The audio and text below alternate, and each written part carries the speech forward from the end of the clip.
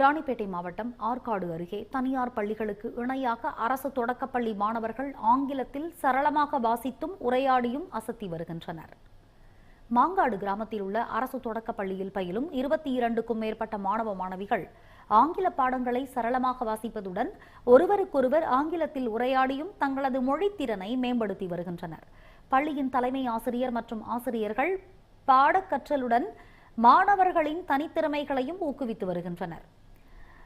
மருத்துவ முகாம் உள்ளிட்ட நிகழ்ச்சிகளில் மாணவர்கள் ஆங்கிலத்தில் உரையாடும் காட்சிகள் சமூக வலைதளங்களில் பரவி பாராட்டுகளை பெற்று வருகின்றன.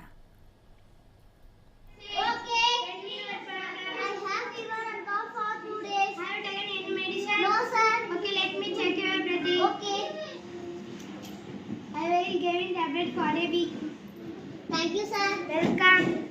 May I come in, ma'am? Yes, come in.